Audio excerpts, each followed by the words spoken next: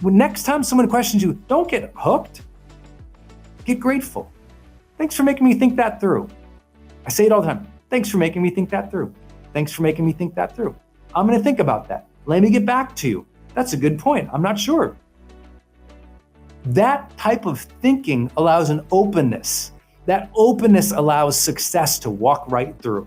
Let's get it going. I hope that you had an amazing day today, and it's an honor to be here with you today. We're going to go inside our hearts and inside our minds, learn how to think better, learn how to make better decisions for a phenomenal year, and just really lock you into how to make better decisions. How do you form, critical thinking habits that will help you make better decisions and really figure out not only yourself, but the major challenges of your life and what you want even in the future. And then you'll also learn a lot about how do other people think. We'll also be using this time to really reflect on the things that you learned about the world, about yourself, about your mission, about your family, about what you really had in terms of breakthroughs and struggles all year. So with that difficulty came a lot of opportunity to learn. And I feel like this topic is perfect for this time. So if this is your first time ever here, do yourself a favor, get a bunch of water, grab that journal, get ready to really learn and work on yourself. The change was all around the world this year. And the change was learning to adapt in a time in which, we live in a world where it's very, very fast news cycles, if you can call it news. We have very, very, very fast response times, a lot of judgment, a lot of people throwing their thoughts at you, a lot of people making assumptions about you and other people. And in this cultural worldwide context of speed judgment, of walking in with assumptions, with accusations, with all of that, I saw this community rise above it. I saw this community care about how they treated people. I saw this community be open to learning. I saw this community be kind. I saw this community do the hardest things. Sometimes hold back on judgment, wait and see, really assess things, make the right decisions for your family, for your teams. I know we have a lot of entrepreneurs here. Change is inevitable. How much stress we apply to that is often a very much personal choice. It doesn't say that some people don't have more obligation or more challenges or more distractions or more difficult issues with, health, family, and other things. But as a worldwide community, we all face very common challenges. And sometimes the way that we think keeps us up at night. Have you ever kept yourself up at night over night, stressing about something? And then one night you just had a great evening of sleep and you woke up and you realized, I was the one stressing myself up and ruining my sleep. There was no one standing in the room going, hey, think about this. Hey, aren't you upset about that? And one night you just forgot to stress yourself out and you slept great. You just forgot. Or maybe you turned off the phone or you didn't watch the news or you didn't went for a long walk and you woke up refreshed and you're like, oh, I can do that? Forgot about that. That is how we leverage our mind. Sometimes we also have the ability to deal with our fears. A lot of people with their fears, they kept circling them up. They keep ruminating on the fear over and over and over. And they make the thing so much bigger than the thing is in real life, right? They get stuck on a merry-go-round of doubt, spinning themselves over and over and over again until they get sick because they've spun themselves that way. And often they are catastrophic in their thinking. They're negative in their thinking. They think the whole world's going to fall apart. Democracy is going to fall apart. The world's going to fall apart. Everything's going to end. We'll never open up ever again. Business will never be all these never and evers and future forecasting that, who knows? And in the end, what happened? What changed for them? Well, their biology changed by getting a lot of stress and a lot less sleep. And sometimes it's important to know, how do you focus on what really matters versus what's easy to get stressed about? And we're going to talk about some of these concepts today. And I want to let you know this is sort of a warm-up because these concepts, this growth day experience is meant to drive some advanced concepts in personal development for you. I try to go deep on these layers. And today, we're going to go literally 7 steps into critical thinking and decision-making that I promise is going to help you so much. And it's going to help you identify where you really struggled with your family and your friends and your team this year, or where you really struggled with your customers or your coworkers this year. And I promise as we go down these, you're gonna go, got it. Oh, okay, that's why when I put that post out or I said that, they got mad at me. Didn't think about that. Or it's where you're gonna go, oh, that's why I take things so personally, and that's where I get upset. And so I think this is gonna be very, very helpful. Go ahead and write critical thinking and decision making on there, and let's get to work. We have 7 big core concepts today. Now, before I share all 7 of them, if you want magic in life, add some gratitude, add some optimism, and you start feeling better, not only about yourself, but your social community rises to another level of energetic support of one another. And that's what we need right now. We need this coming together of energy that's positive, that's open, that's excited for the future. Because if you're leading others right now, man, a lot of people are crashing and burning. There'll be other times in life in the future that'll be harder than you went through this year. And that's like, oh, that sounds terrible. But I'm like, no, that's exciting. It shows that you're always in training. It shows that you're getting ready. The reason you always work on yourself is because you never know what's around the next corner of the future that's going to demand something from you. The reason you always work on yourself is because you keep elevating the next level of goal, the next level of weight training of the mind, the body, the spirit, the soul, the next level of leadership. You're always in training, baby. That's why we're here together. Thank you for this opportunity to be in a worldwide community of people who care about one another. I'm excited about it, and I hope you are too. So write down on your journal, let's get excited here. You really just write like, let's get excited. And then again, make sure you have that critical thinking and decision making. And I'm going to walk you through a 7-piece framework. We'll go fairly advanced with these concepts so you can apply them to yourself, your team, your family, and others. Okay, so critical thinking and decision making. Number 1, this is important. You must begin with objectivity in mind. You know how Stephen R. Covey taught us, God rest his soul, he said, you got to begin with the end in mind. I love that. Well, anytime you're contemplating something or trying to figure out a problem or entering a new conversation with someone, begin with objectivity in mind. What does that mean? Well, to be objective, what that means is imagine that anytime you're in a situation, I kind of want you to be the observer of the experience or the problem, almost removed from self. Okay? And this is not about you just not taking things personally. Begin with objectivity in mind. What it means is I'm going to enter the situation and I'm going to purposefully suspend my judgment. I'm going to enter with a learning mindset. I'm going to open up a dialogue, or I'm going to check this situation out, or I'm going to study this thing, removed from my immediate emotion, removed from my immediate bias, removed from everything I think everything should be. I'm going to wander in curious. I'm going to wander in open. I'm going to wander in with a little bit of a scientific mind to really hang back and take a second before I judge, before I conclude, before I take anything personal. I'm going to begin with objectivity in mind. I like to wander into every situation and go, wow, this is going to be fun to figure out. This is going to be fun to learn. It means you want to wander in a situation and please listen. You want to wander in a situation and get multiple points of perspective and information before you apply your own, before you apply your old story to it, before you apply your values and your emotion to it. Even before that, what you want to do is wander in a little bit like a clean slate.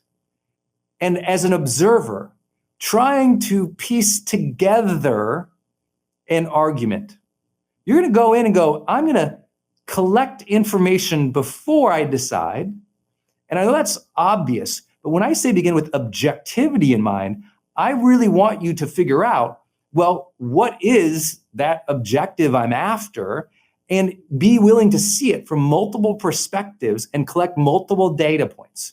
Now, okay, Brendon, sounds really great. You're talking about scientific method. Yes, but when is the last time that you entered a conflict with your spouse with objectivity in mind? No, usually you go into relationships or into conflicts and you go, you did this, and you begin with accusations, not information collection. You go in and you begin with, here's how I felt, here's what you did, instead of objectivity, which is saying, let me place myself not in my shoes, not even in their shoes, but saying, I wonder how a third party would have observed what happened in that conflict. If I could remove myself and don't even take their shoes yet. Don't even do that. Try to be a third party objective viewer. And in that role mentally, instead of going, how did I feel? What did they do? I would love for you to go in and say, I wonder how a third party, neutral party would observe this. What would they have thought of what I said and what I did?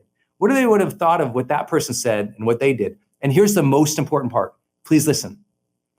Then what questions would that objective third party ask about this situation? Let me say it again. What questions would that objective third party ask about the situation? Let me give you an example. Very recently, I was in literally a 7-figure deal. And so it was a multi-million-dollar contract. And I was getting upset about everything we're pinging back and forth, all this stuff. And I'm like, getting frustrated with it. And, their attorney had sent something. And I was like, this is stupid. And I was so upset. And I was like, okay, I feel myself getting hooked. I mean, part of critical thinking is a recognition and when you are emotionally hooked. When you're emotionally hooked, you go, get objective, Brendon. And I want you to write that down. When you are emotionally hooked, get objective. Ask, how would a third party, a neutral third party, view this? And what questions would they ask? So instead of me getting upset, I said, okay, I feel myself getting upset. How would a third party view this situation? So if someone is out here and they were looking at us doing this deal, what questions would they ask me? And what questions would they ask them? What has been said and done in writing, not what am I assuming? Because how many of you ever assumed something from an email and got upset and you were wrong? Yeah, right? So you get upset. You're like, you meant this. You said that. And they're like, I never even said that. Read the sentence. The sentence doesn't say that. And you are inserting subjectivity, not objectivity, between every dang word of that sentence. That ever happened to you? Someone wrote something, you read it and you were in a bad mood, or you read it and you thought they were terrible, and you wrote back this flaming email at them and you were so upset. And they got it and they're like, dude, why are you so upset? Did you even read what I wrote? I didn't say any of those things. Who has read into what other people have written to you before? You read into it. You inserted subjectivity. You inserted assumptions. You inserted your personal feelings and thoughts into what they said, and now you're fighting against them about something they did not even say. That is not critical thinking, and that is not a good way to go about life. That is where you start super, fights on the internet with people, and they're like, that's not what I was saying at all. Because people were getting upset, they were making assumptions. What was happening? They didn't begin from an objective standpoint. And so often they created a conflict or an accusation that had no base, no claims, no reality. And we see that. And when that happens, what ends up happening is it creates a tremendous amount of chaos and turmoil and upset and hurt feelings. And what does that achieve? Almost nothing. And so if you can learn to observe situations, seek multiple perspectives. So let me go back to this contract kind of conflict I was in.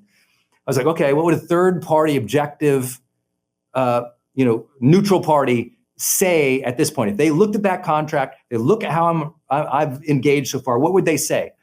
What questions would they ask? I realized, I was like, I bet that third party would ask this other party over here, hey, it's getting a little confusing about what it is that you want. Can we take a step back and see what you want?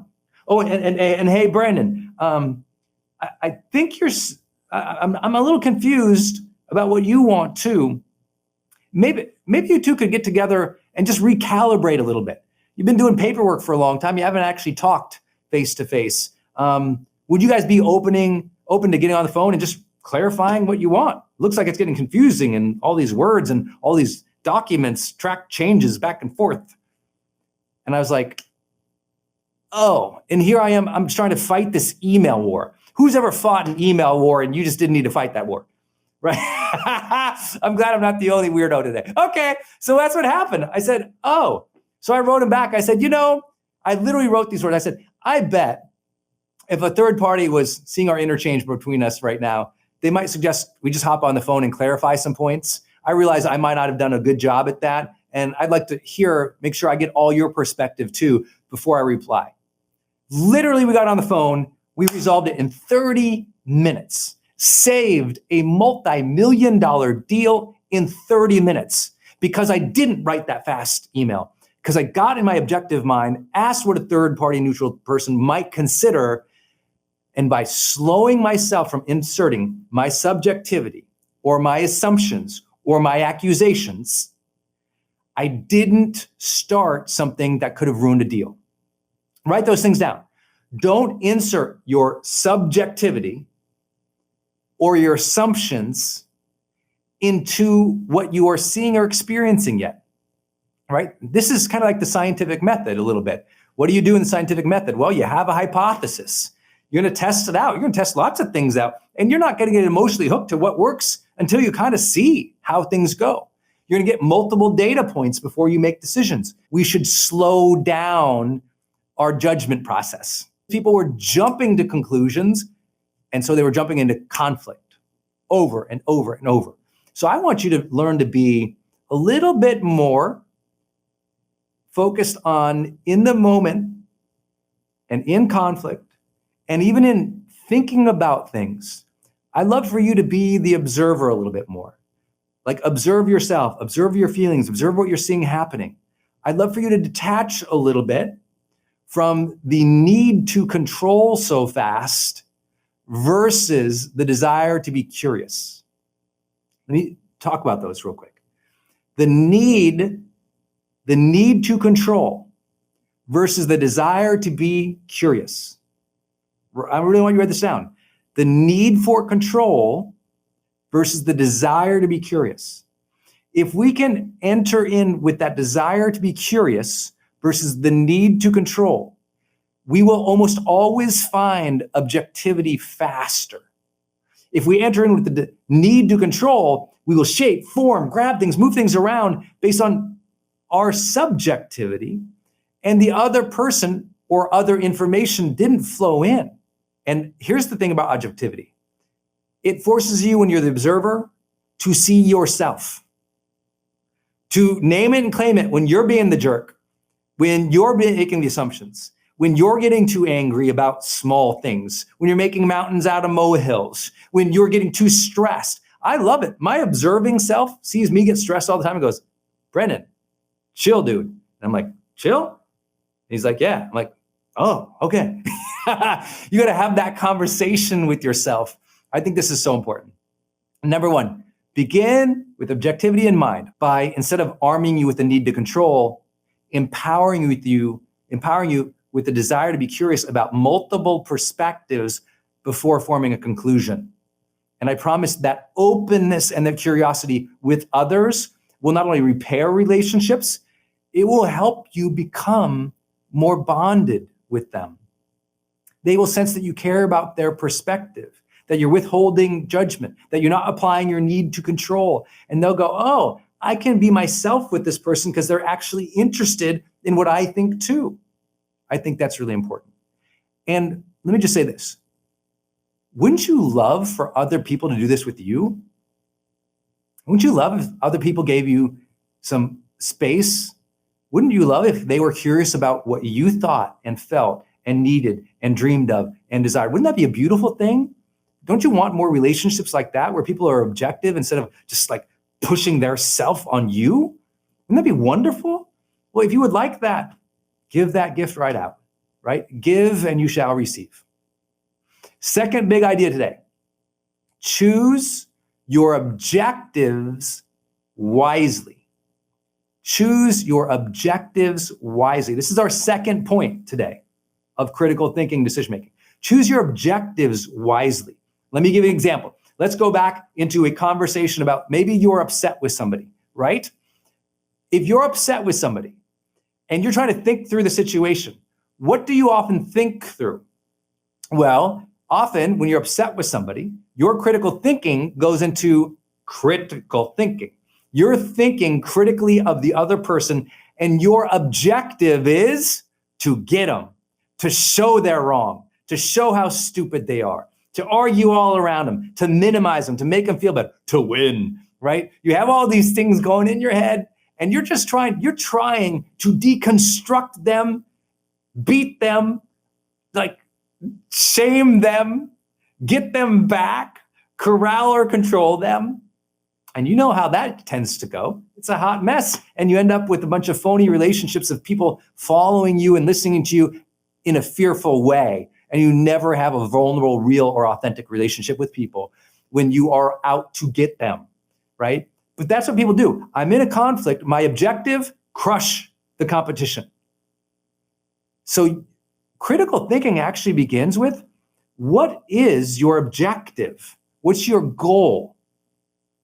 And starting from that place and thinking our way into the outcome that we want, not into, please listen, not into winning all the debates, solving every little issue, coming to terms on every little problem together. No. There is a unifying objective here. What is it? And critical thinking will move backwards from that. So let's talk about science. So in science, there's this thing called the hypothesis. Well, the hypothesis is the objective.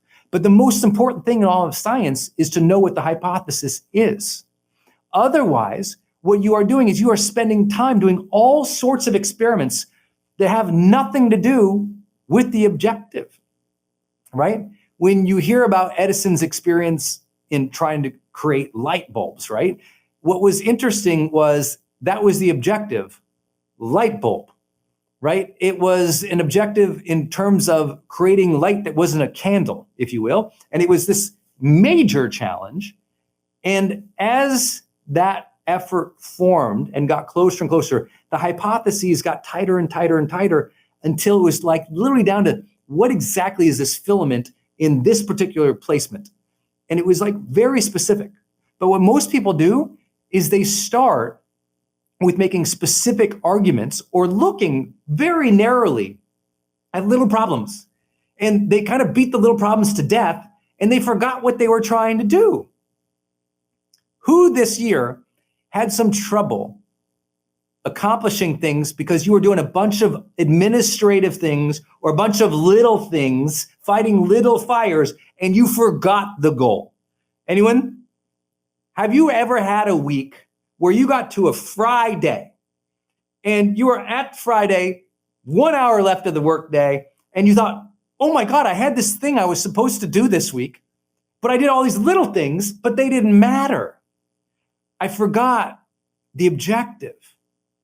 See, the most important thing in critical thinking is to know what is our objective here, and then be able to construct into the objective or deconstruct from the objective to achieve it.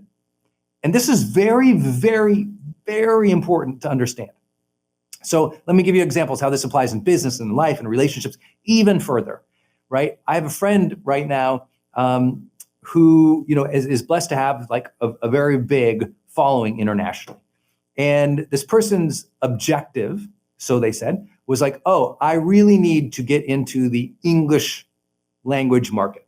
So they speak another language where they're from and grew up that way, became very, very famous there. And now they want to kind of come more into the English language, specifically in North America, and they want their business to have some penetration in North America. So they're doing all these classes, they're doing all these things, like there's all these efforts of translations going on. I mean, it's this huge, huge effort, millions of dollars being spent to try and figure things out. It's just like this big, big, big project. And I was like, oh, what is the objective here? I said, well, I want to be known worldwide in English-speaking territories. I said, well, what does being known mean? What's the objective to that? Well, our goal this year as a company is to double our revenue. I said, okay, well, which of the objectives you really are you going after here? And he conflated going into English market with doubling business. And so without that clear objective and how to achieve it, which we'll talk about, spent all this time and effort that actually wasn't going to move the needle that much to what he was trying to do. And so the objective wasn't clear, and also chose the wrong one. The objective, the focus was become known here. What is the objective of becoming known, right? That's not a wise objective. So we've got to choose a better one that enables us to think into it and to plan into it. Choose those wisely. Choose those very wisely. Some people say, I want to get rich. I'm like, that's the objective? How many of you people know someone who's incredibly wealthy and miserable? I know a lot of people. I meet them. They're like, Brendon, you're so happy all the time. How did you achieve that? I said, well, that was part of the objective, you know? And if you set the wrong objective, you set the wrong goal, you spend all this time and effort towards it, and then you end up with something you didn't even want. Be honest, how many of you had that happen in the last year or two? Who here, y'all had that happen? You set an objective and you found out later, like, why was I chasing that? Wasn't the right objective. Well, I bring this up because in critical thinking, in the scientific process, the choice of the hypothesis, the choice in our language today of an outcome, the choice of an exploration, what we want to figure out, that's really important. I mean, that's incredibly important, right? If you say, oh, I want to sail to Antarctica, and that's your objective, okay, that's a very, very important part. It's like, okay, that's the objective. We're going to sail and we're going to hit Antarctica. But that's very different. We're going to go there and we're going to camp and we're going to traverse it. These are different objectives. And where you set the objective, you have to think about this. What your objective is, all of your energy now, subconsciously and consciously, starts going towards it. When you start doing research, those little pieces of research start aligning towards it or not. And you start realizing and you start filtering things in and out based on the objective. You follow? Based on that goal or that hypothesis or what you're after, what you're wondering about or even exploring, you start piecing together and removing things based on what that is. And so I tell people all the time, remember the first habit of high performance? Seek clarity. You better have some clarity on the objectives that you are seeking in life.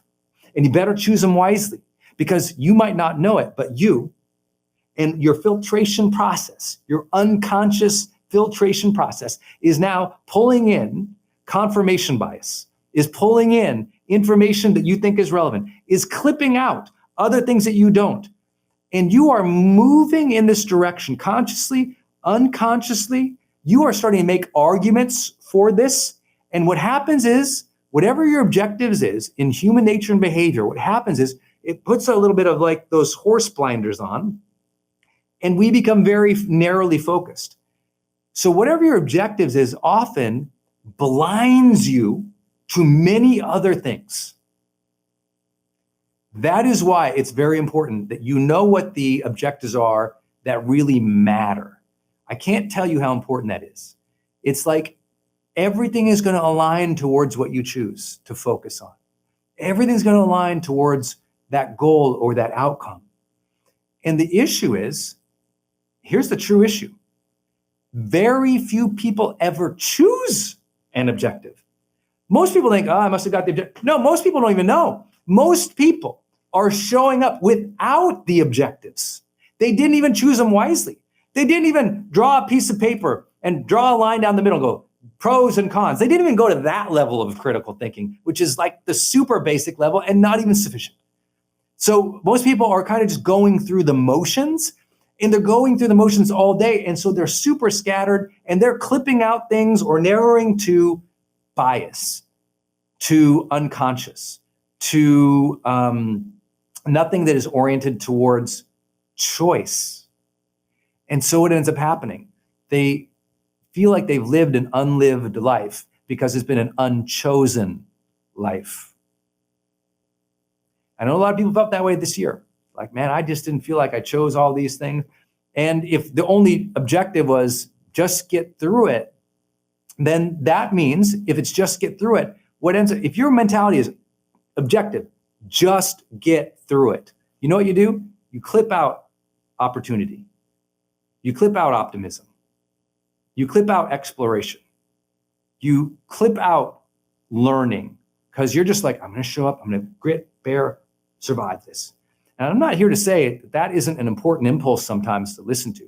But if that's the only objective, there's no growth going to be there that's purposeful.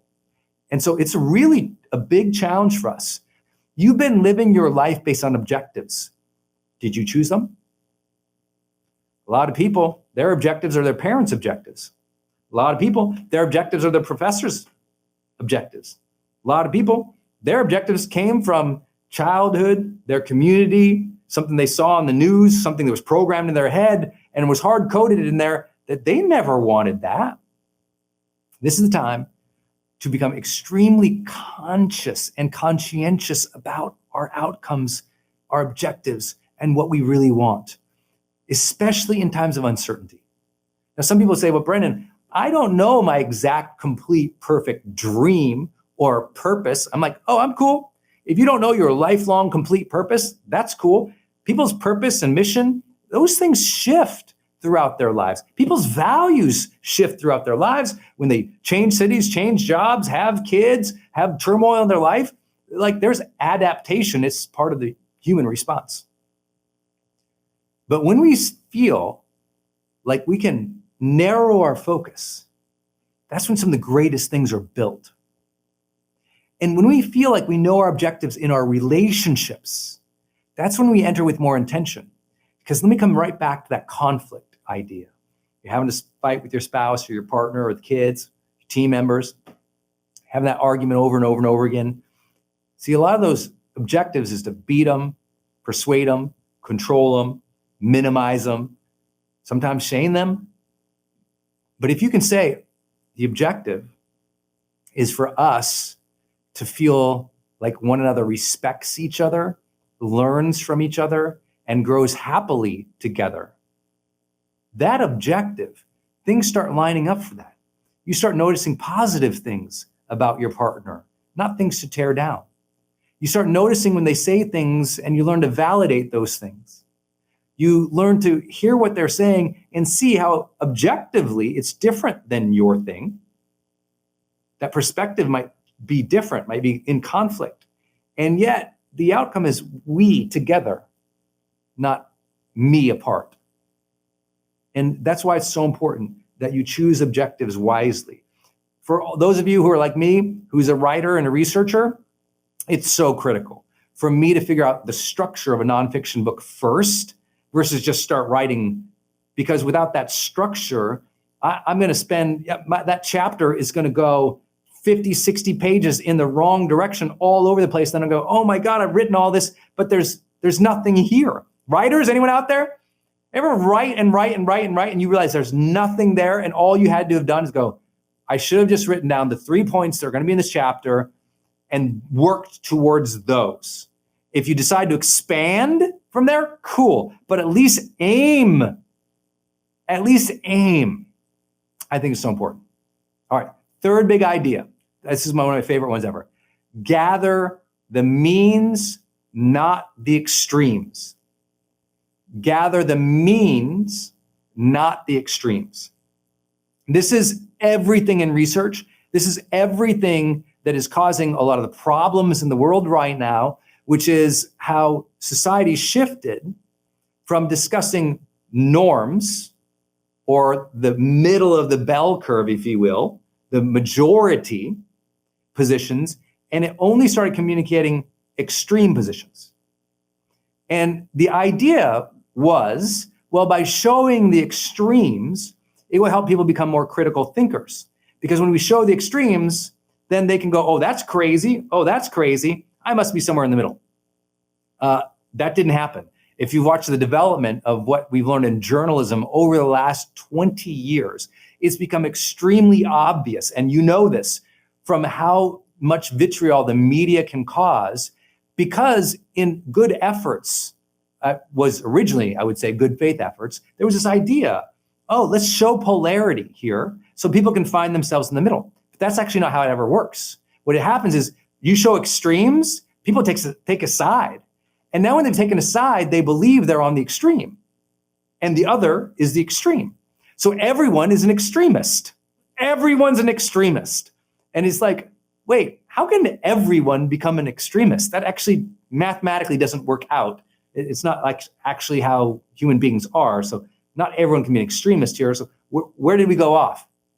It's because what people do is they're seeking confirmation bias of their polarity, of their extremity, of their extreme views or values, because that's what we've culturally been taught to do now worldwide with media, because media is able to get more engagement the more extremes they show, because people feel like they have to choose a side, because that's crazy or that's not. And when we feel like we have to choose a side, we engage more. And so the more sides we choose, the more engagement we get, the more media companies and journalists get paid. And so we have to realize, oh, got it. That doesn't quite work, right? Imagine if they did that in like science testing. Like, okay, let's take this study we're going to do to figure out some new antibodies in rats. And here's what we're going to do. We're going to figure out some antibodies that will immediately kill as many rats as possible. And then we're only going to figure out the ones that does not over here.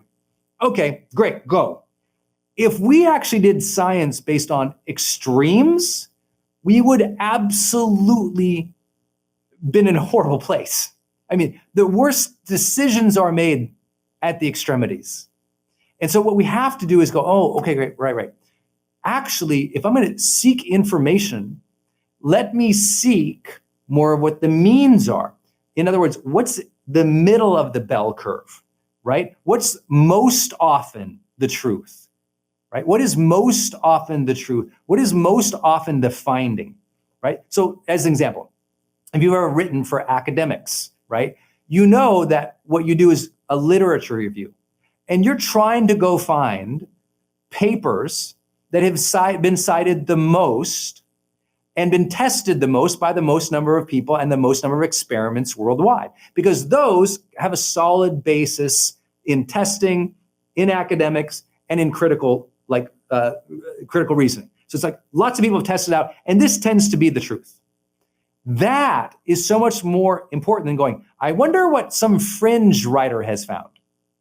Because if you drive towards the fringes of the road, what happens? You end up off the road, right? You ever try to drive on the outside lane, right? On the outer lane before, and you found yourself being pulled into the ditch. But when you're in the middle, you're better and you can go faster and it's not as scary. Well, there's a reason for that. And I'm not here to say everyone should be in the middle. This is not a political discussion. This is not a discussion of choosing right or wrong even. Notice the words, gather means, not extremes. I want to know, for example, when I studied high performers, I didn't go out, I really want you to listen to this. My objective in studying high performers was not, let me find only the 5 outlying people over here and the 5 outlying people over here. I said, no.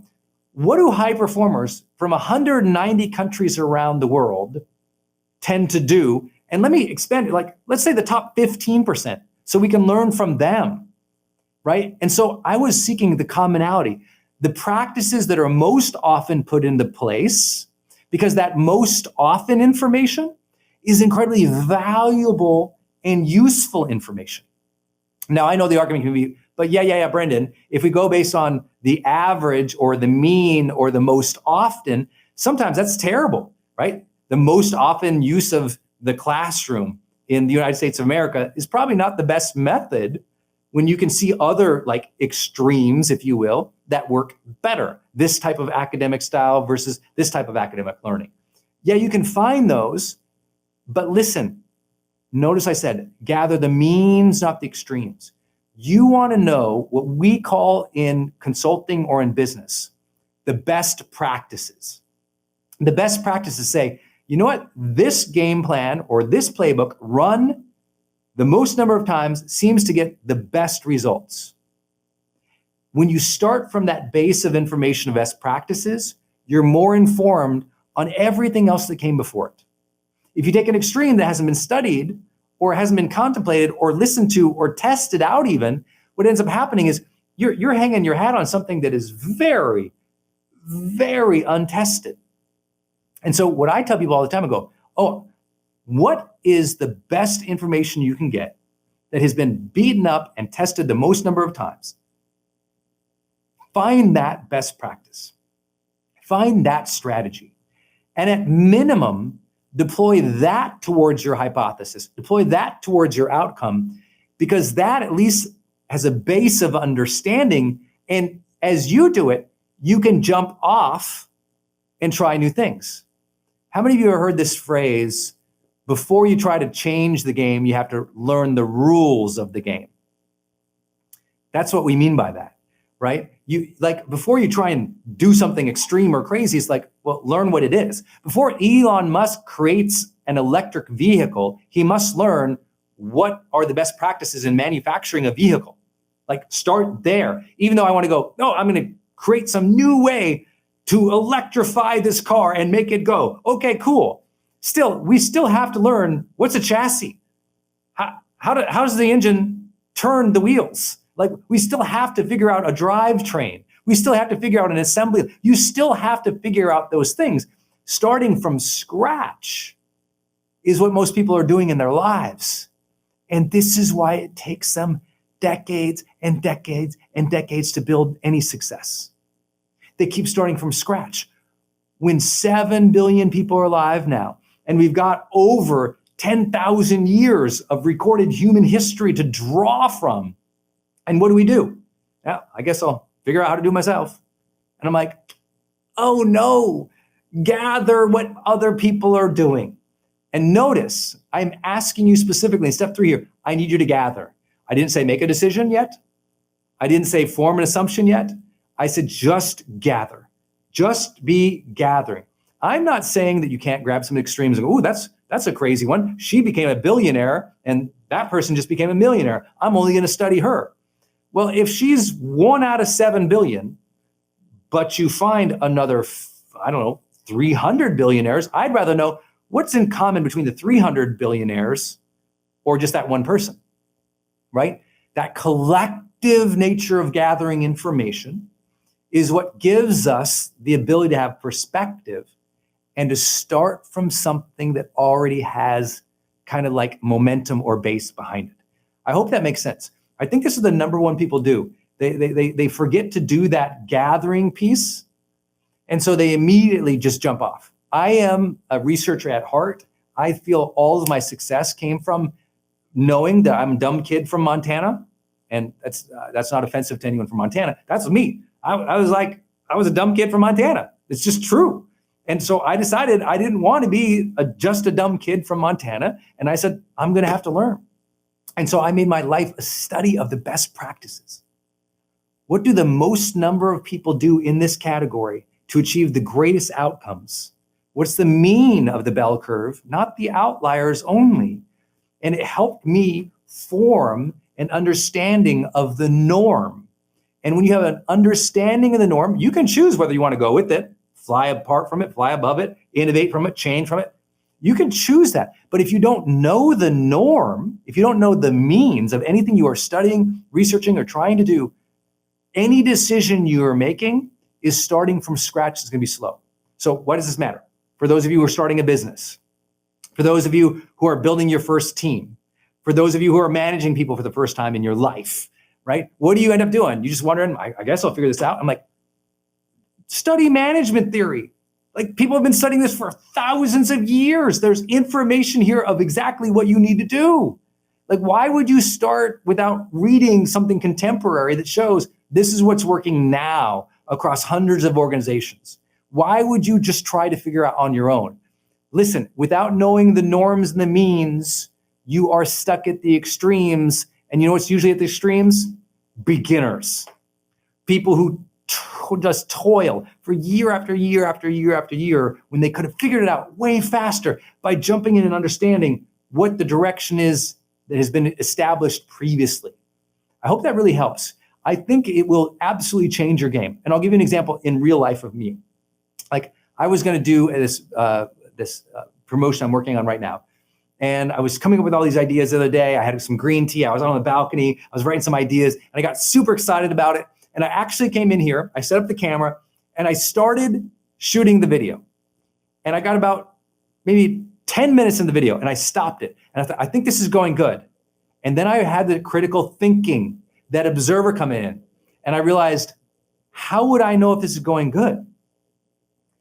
And I realized I didn't even look at any other promotions, didn't read any other copy, didn't sign up for any courses, didn't even call any of my friends or email or text any of my friends to say, hey, how do you do this? And I realized I don't even know what my holes are. Here I am, I think I'm doing a great job. I have no understanding if I'm doing a good job or not. That's called crazy. In a world full of information, I didn't gather the information first. So I'm reinventing the wheel. And this is where extremism happens in businesses. It's called going broke. People on the extremes tend to go broke when they start business because they didn't fly in and understand, what is everyone else doing here? What can I learn from? That was the mistake I made. Had I launched that campaign, I remember, so the good news is I reached out to people because my critical thinking came in mind. I'm like, I don't know if I'm doing good. I need to gather some information. So I messaged about 10 or 15 people and I said, how do you do this specifically? Can you send me like your bullet points? And out of those bullet points that came back, I was like, I would have missed 4 of these. All of these people who I asked did 4 of these things. And I don't have any of those 4 things in my video. Wow. That's critical thinking, that gathering of the means. Okay, number 4. I need you to document your assumptions. Now, I know all the critical thinking teachers here are super excited about this, and they're like, oh, I thought he was never going to get this part, Brendon. But here's what's important with this, is documenting assumptions is I always want you to write down what you think is true. What you think is true and what you value in any situation. So let's go back to you're having a fight with a spouse or a partner or a coworker. Before the next conversation with them, you're like, I got to do better in that next conversation. We got to repair this relationship, get them on board, whatever it is. I want you to go, okay, what do I think is true in this situation? Notice, what do I think is true in the situation? And write down everything that comes to mind. What do I think is true? Write down everything that comes to mind. What do you think is true about yourself? What do you think is true about them? What do you think is true about the situation? 3 layers: self, them, situation. What do I think is true? Then I want you to write down, what do I value? What do I value in situations like this? What do I value? And write it all down. Write it all down. Then I want you to go, I wonder what assumptions they are making. And I wonder what they think is true and what do they value. Write that down. And a magical thing will happen on those journal pages. You'll go, I think all these things are true, but I don't know. I think this is true about her, but I don't know. I think this is true about the situation. I actually don't know. And then when you reverse it and you ask, I wonder what they think is true. If you struggle to imagine what they think is true, then you just found your first point of the conversation. So when you go to them and say, you know what, I think I've made some assumptions about this conflict we're having, and I thought I should check in with you because I'm guessing you're thinking some things that are true, and I might not know you think those are true. And so I'd like to ask you, what do you think is true about me and this situation? And when you start discovering what other people think is true, often you're like, oh, that's not what I thought at all. Oh, I'm sorry, that's not what I value at all. Oh, I'm sorry, I didn't clarify that at all. Or you're crazy. You know what I'm saying? When you find out what other people think is true, you're like, oh, I didn't even know you were thinking that. It's so important for you to document your assumptions. Now, the truth is, you're going to have to bounce those assumptions off of people. You're really going to have to do it. And that's why it's so important for you to write down the assumptions. Does that make sense? Always write down the assumptions. I write them down all the time. I mean, I literally have journals and journals and journals of just my assumptions. I'm like, I think this is true about my audience. I think this is true about my customer. I think this is true about this person I'm coaching. I think this is true about this particular situation in the world. And then having the guts to go, how do I know that? What level of certainty do I know that with on a scale of 1 to 10? What level of certainty do I know that with? Scale of 1 to 10. 1, I don't know. 10, I absolutely know. And I know some of you are like, God, this is critical thinking, Brendon. This is exhausting. Now I got to write these things down and everything. I'm like, only if you want to make good decisions, set big goals, and achieve great things in life. You don't have to do any of this. Hey, if you just want to show up and just keep winging it, it got you this far. Cool. It ain't going to take you to that next mountain. It isn't going to take you to that next level. It's not going to make your life that much easier to keep doing the same thing you're doing. You're going to have to put more thinking. You're going to have to use your mind more. And one of the ways, and the easiest ways to do that, is to document your assumptions on a consistent basis. I tend to document mine every single Sunday. I just write down, like, what do I think is true about my career right now? What do I think is true about my job right now? What do I think is true about my team right now? What do I think is true about my mom right now? What do I think is true about this pandemic right now? And I just write it down. What do I think is true? And I write it. And then what I do is whatever I write, I go back and I go, okay, on a scale of 1 to 10, how certain am I about that truth? And the ones that score the lowest, those become the questions I ask others. I think my mom is, too scared of this. How do I know that's true? I don't know, like a 3? Hey, Mom, are you worried about this? And now that relationship repairs, that relationship improves. I think about, let's see, I think my teammate did it because of this reason. I might get a 5 out of 10 for the information I have. Hey, why did you do this? I'm just curious. Got it. Oh, okay. Because your perception, unchecked with your assumptions, is complete narrative. If you don't check your perception against your assumptions, I promise you, your perception is not very strong. And so you've got to be aware of those assumptions. And I'd love for you to do that. I'd love for you to do that for those of you who run your own business. Just write down, like, these are the assumptions I made about my customer. These are the assumptions I made about my team. These are the assumptions I made about my revenue.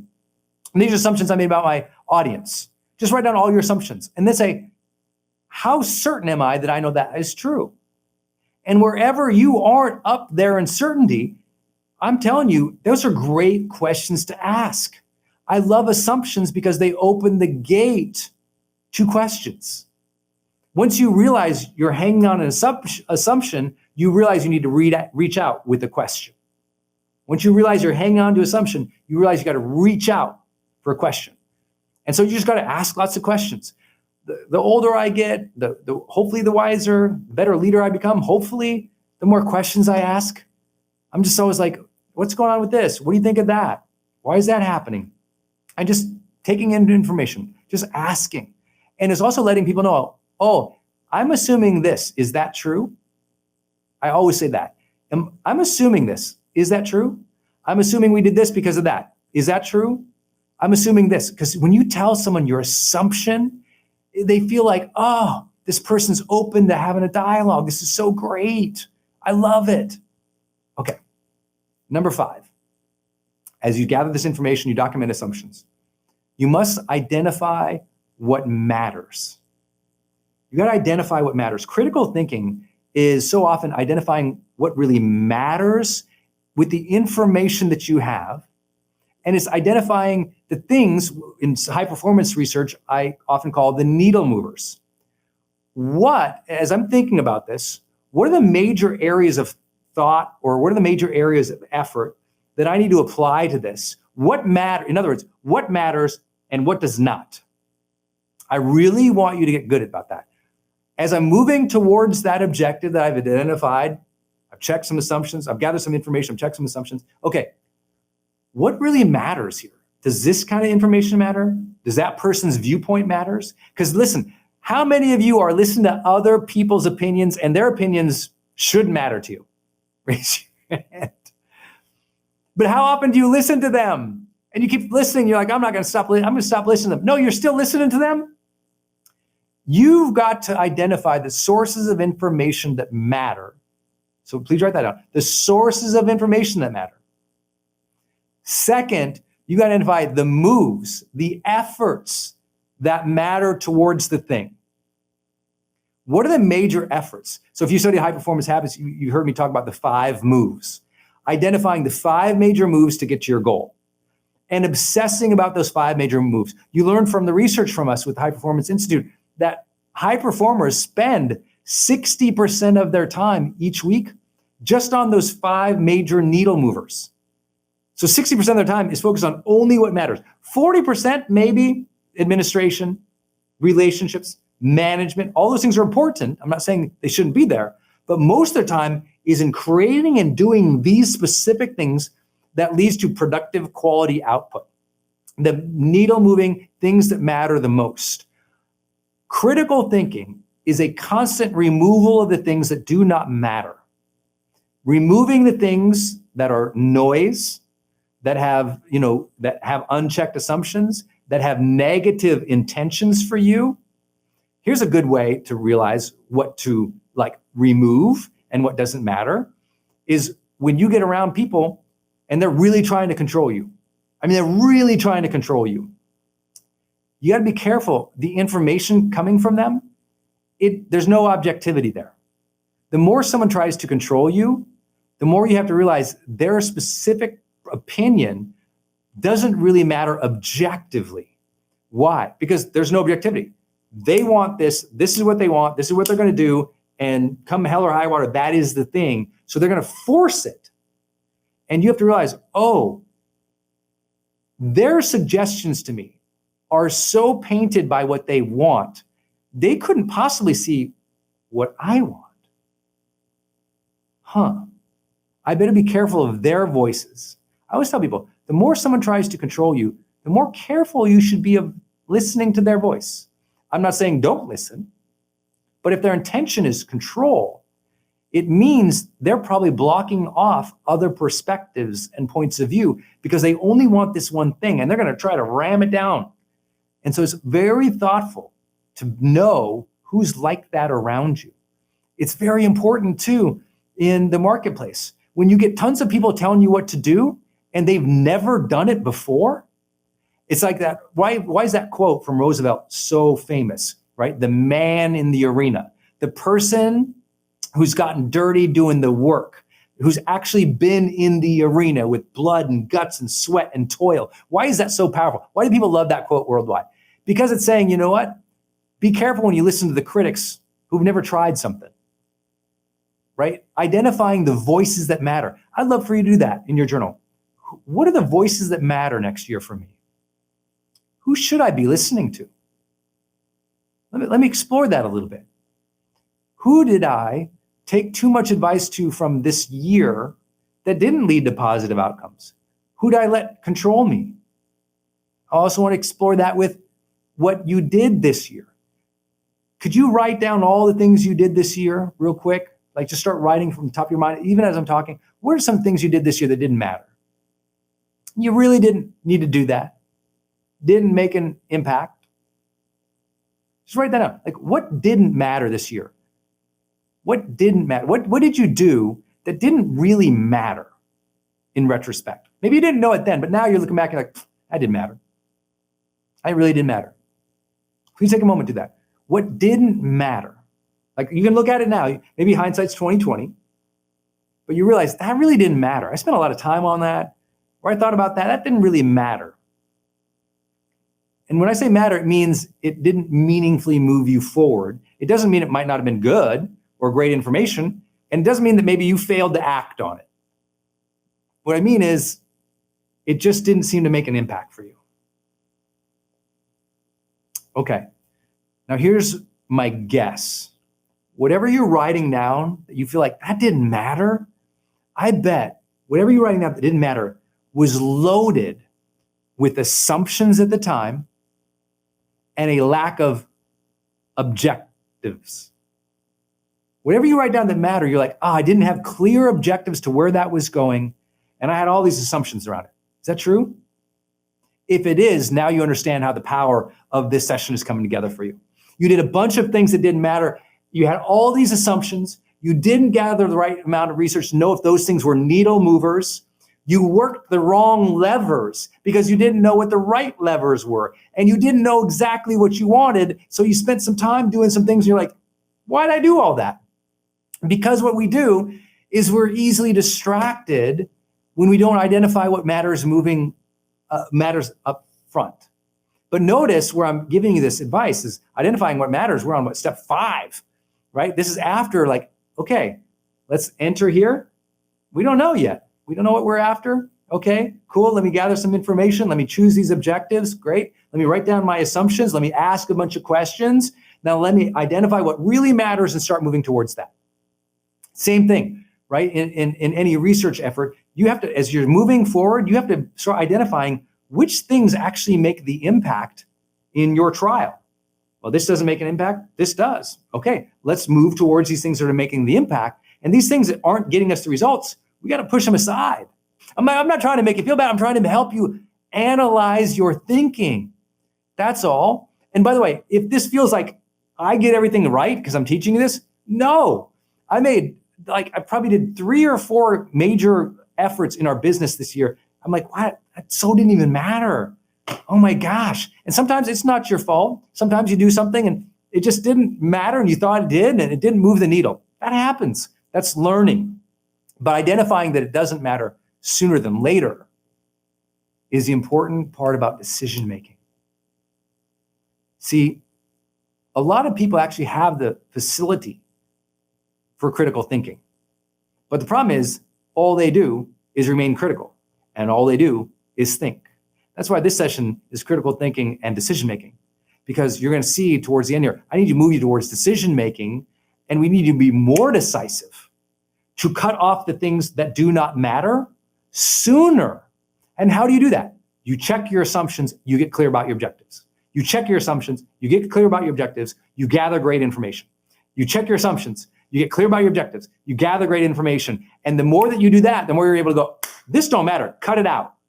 Focus, this what matters. A lot of people are like, oh, I should have pivoted earlier, but you didn't because you were critical and you were thinking, which is good, but we weren't deciding and we weren't making, decision making, right? You decide and then you make the change. You decide, you make the change. Decision making. I love that phrase, decision making. Decision, make, okay? Move forward. That's what's important. Okay, this one's my favorite one, number 6. Critical thinking always involves checking the self versus the social. Checking the self versus the social. This is number 6. Checking the self versus the social. This is so key. You can't make a good decision and you can't have a great critical thinking if you haven't taken it from that perspective of, okay, is this good for me and is it good for others? Would I apply this to other people? Would I apply the same rule set that I'm applying to myself as I'm applying to others? Would I want others to do what I'm about to do here? Right? This is the standard conversation of what we call ethics, right? The expansion of the conversation about ethics always comes down to what's right for one person versus everybody, right? It's that old thing. Whatever you're about to do, would you want that to apply to everybody in the world? Right? Whatever you're about to do, would you want your mom to open up the newspaper and read about you doing it there? That's perspective checking, right? I think I've recommended this group, maybe for those who are new, you don't know, but I always recommend that everyone read this book by Rushworth Kidder, who's one of the foremost academic leaders in ethics in history. And he wrote a book called How Good People Make Tough Decisions. How Good People Make Tough Decisions. Rushworth Kidder. Everyone should read it. Get it for everybody you know for Christmas. Absolute classic. So good. And he kind of defines how a lot of the tough decisions we make in our lives come down to the self versus the communal, where we have to say, okay, I should do this, but I wouldn't want them to do it. So should I do it? Right? Should I seek justice here, or should people in these situations receive mercy?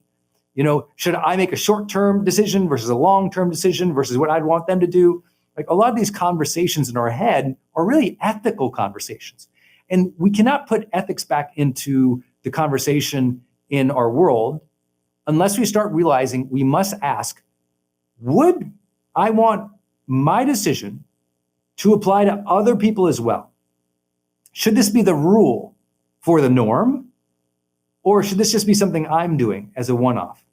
And being critically aware of that will really help.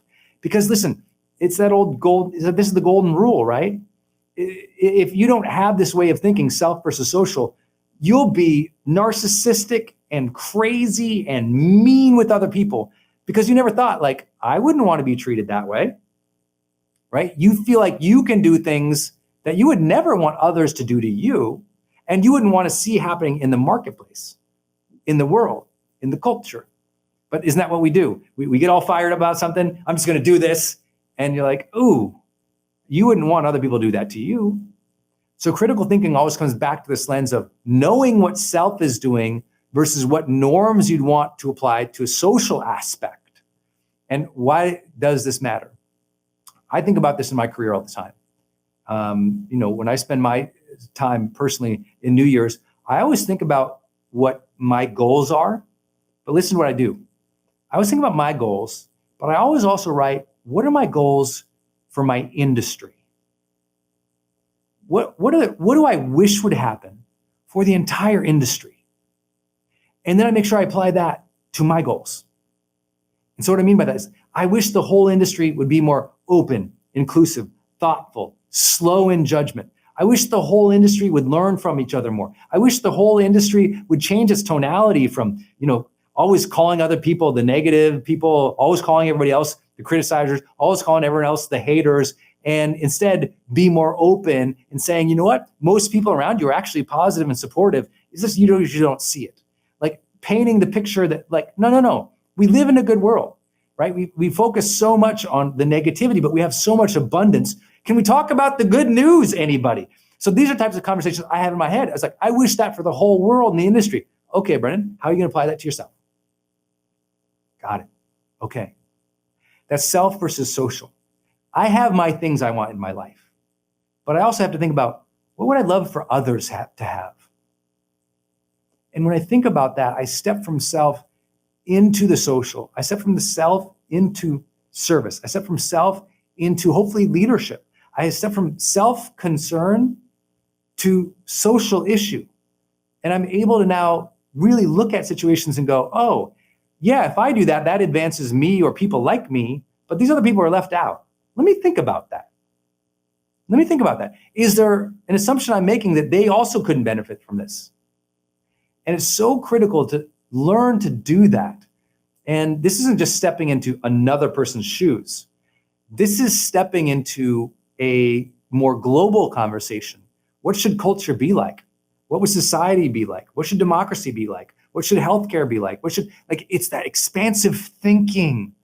That expansive thinking beyond the self is where real critical thinking takes place, right? We tend to think of critical thinking of like, I'm going to make the best decisions here. It's like, no, most of the great decisions are out there. Think of everybody who you admire, who moved culture, who moved history, who became pivotal leaders in history. They were not obsessively and narrowly focusing on decisions that was just right for them and their family. They were thinking big, right? I Have a Dream wasn't just about one family. It was an application to a bigger context. And when we start realizing that, oh, critical thinking is always culture thinking, boom, something shifts inside and we start making better decisions and we start changing things. I want you thinking bigger picture. I think that will change the game. All right, last point. I'd love for you to realize, and this is number seven, to encourage doubt and decisiveness. To encourage doubt and decisiveness.